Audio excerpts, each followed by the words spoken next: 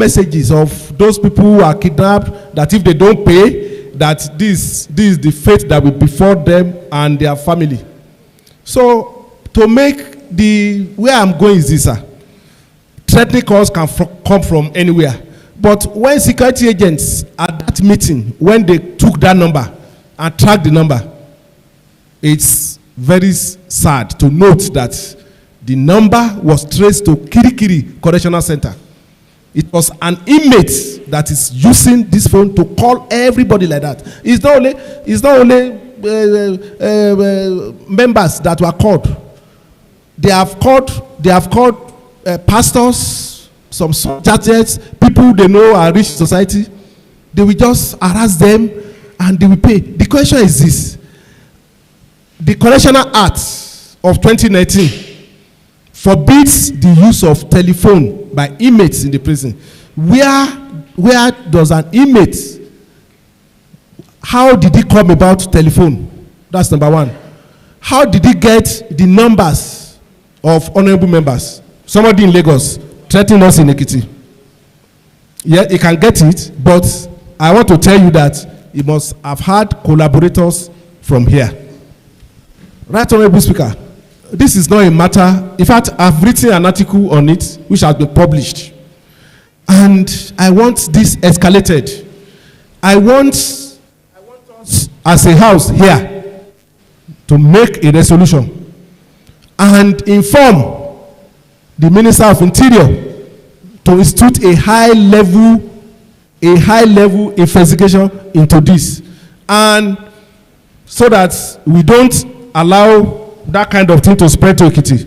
I think we also have a duty to invite the leader, the head of the Correctional Center too, and interrogate him too, because this is, I understand, it goes around. All correctional centers are becoming a breeding ground for crime. We call these correctional centers.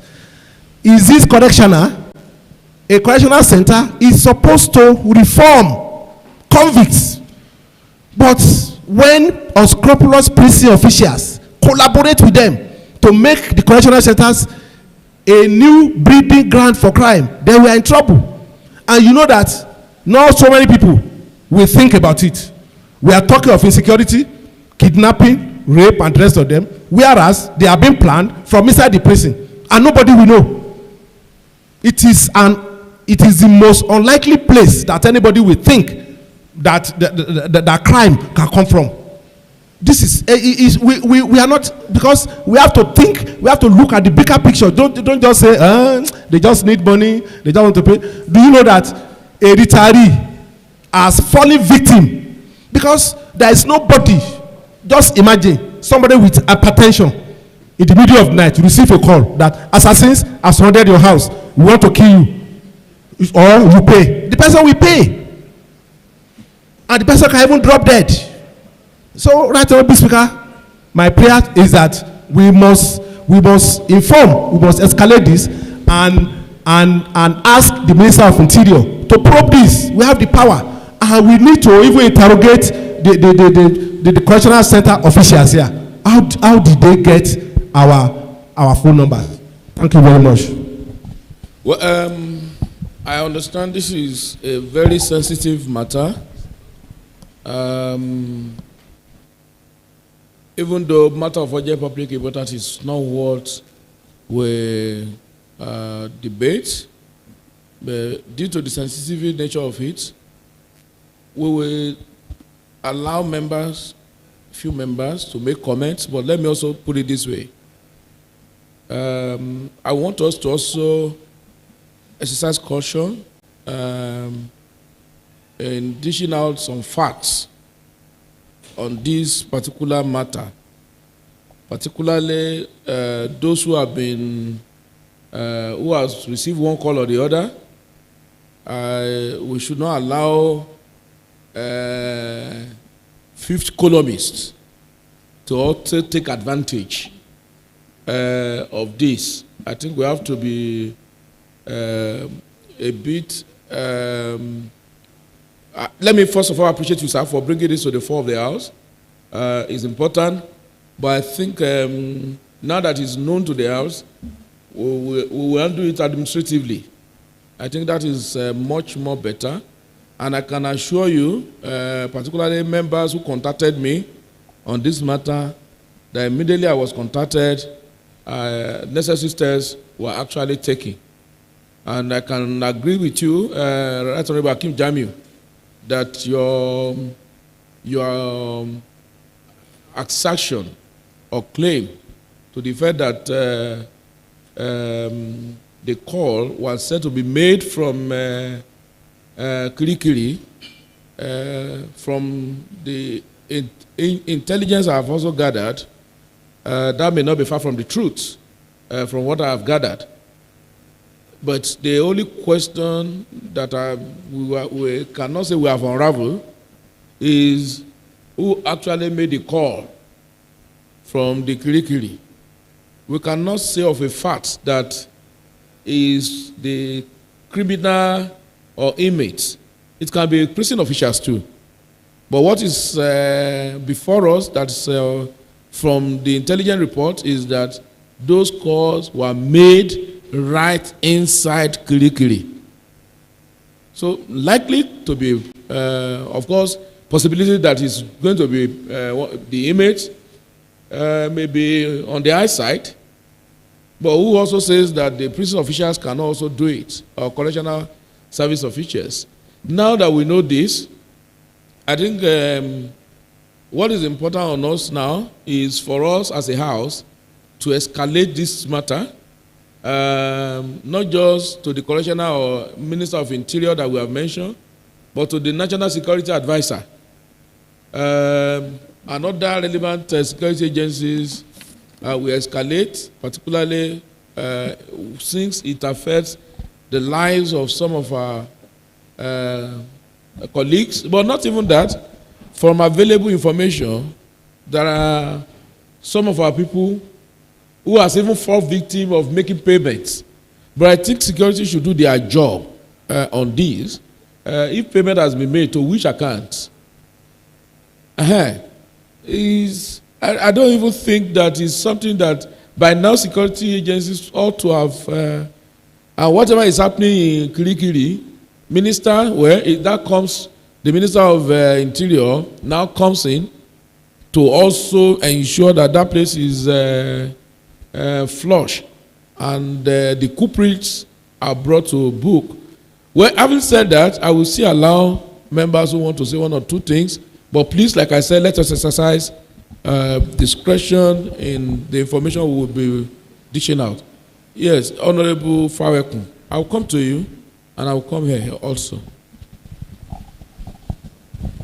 Thank you, Right Honorable Speaker, distinguished colleagues. I am Babatunde Abiodun Faweku. I represent Idosi Constituency 1.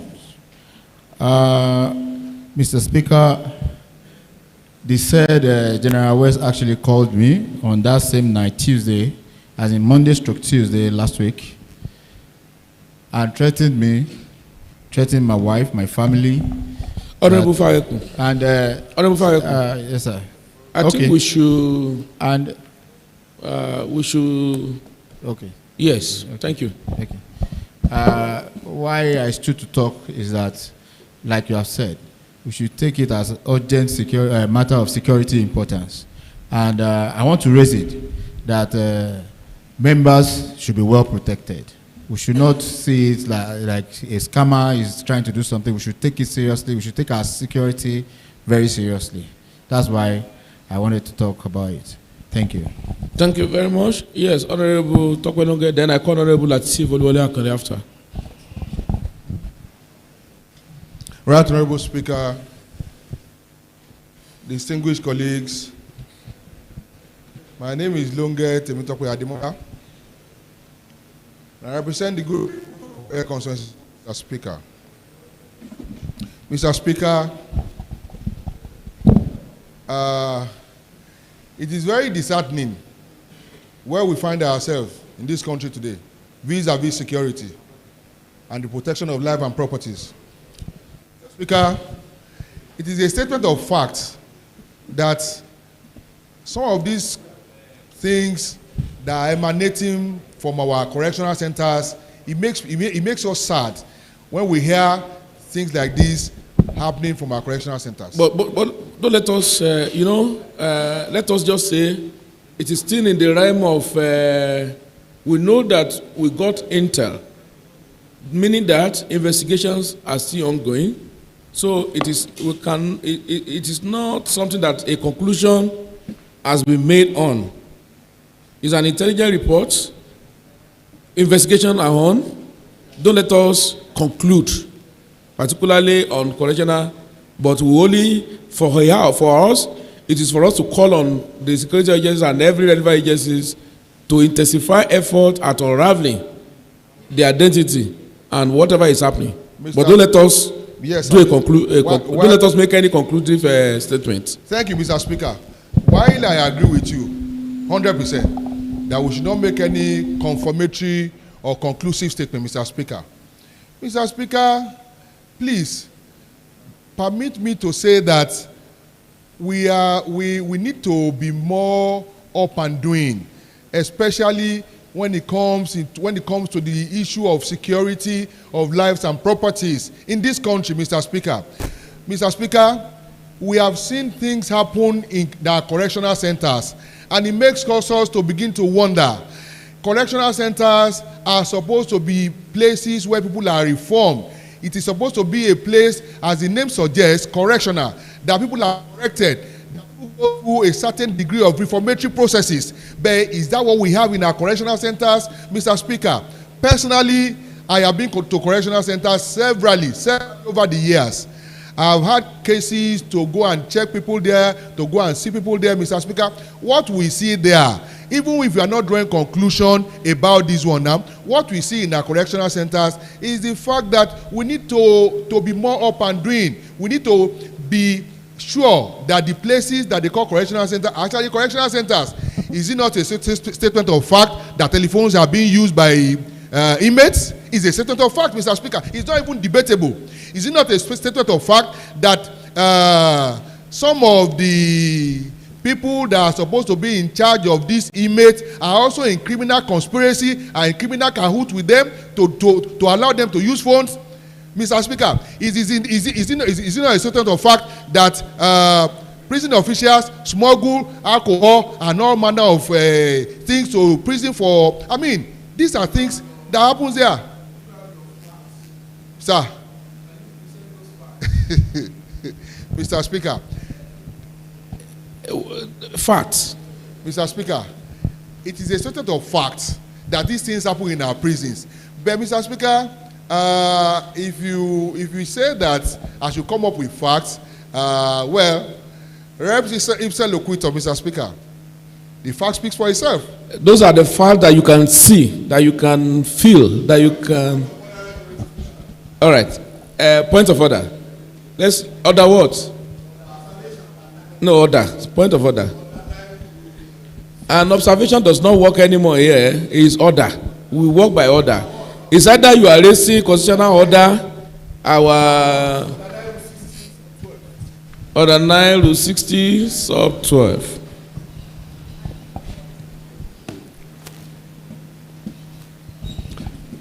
Yes, Honorable. Right, Honorable Speaker, my name is Honorable Femi Olanrewaju. Where is order 9 to 60 sub 12? Rule 60.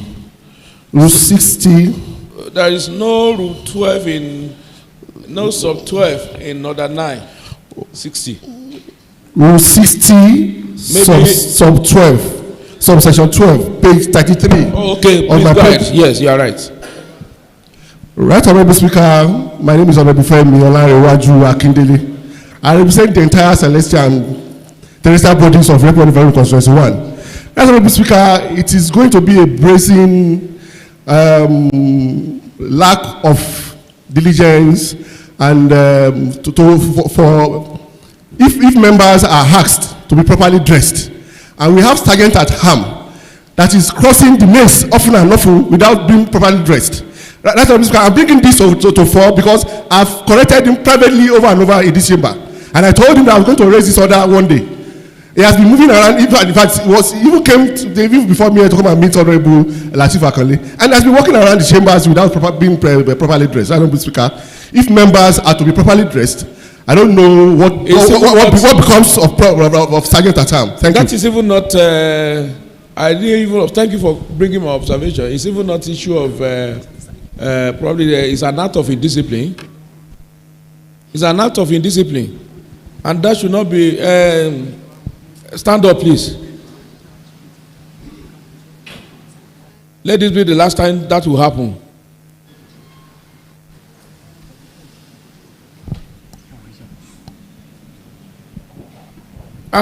You that are supposed to even enforce rule, you are the one blatantly. That's an act of discipline, and it's a disgrace to you yourself. Please leave. Just go out. Go out.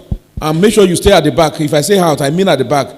Another person will come and say, go and stay at the back till the end of the plenary. Just stay there. Another person will come and sit here. What kind of nonsense is that?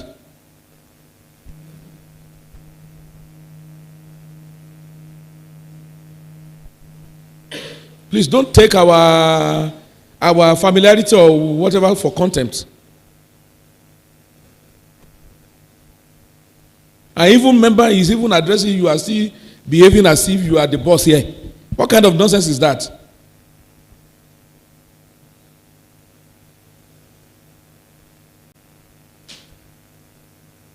But where do you think you are?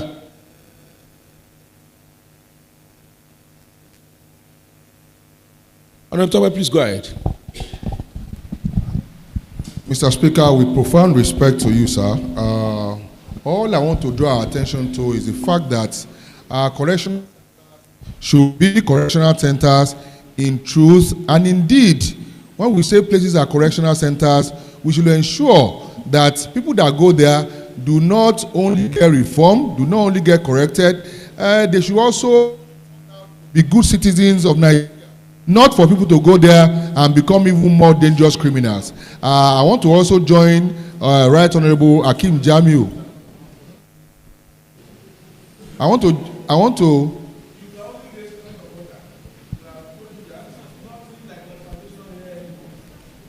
to also join Right Honorable Hakeem Jamiu and the previous speakers to say that we should take issues more seriously and also ensure that we escalate it not only to the Minister of Interior but to the NSA, and that our correctional centers should also bear the name, that name in deed and in truth, Mr. Speaker.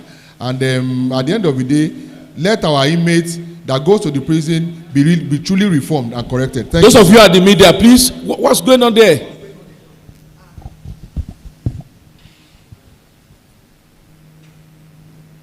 Thank you, Mr. Speaker. Thank you. Honorable Lateef Akanle.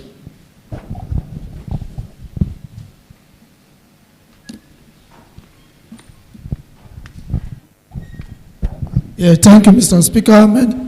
My name is Honorable Lateef Akanle, representing Ekiti East 2. My contribution is part of what you have rightly put to us, that this issue of security is a sensitive matter, and the fifth columnist can take advantage of it to say what we have not rendered in the Halo chamber here. I want to suggest that we should allow it to rest, because the security operatives agencies were aware. I mean, we informed them last week, and they have taken drastic action to address this particular matter. Thank you very much.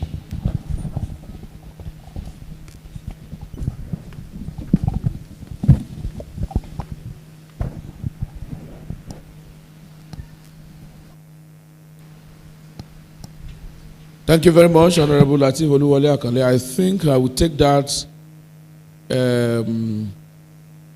I would toe that line that we should stop discussion on this particular matter.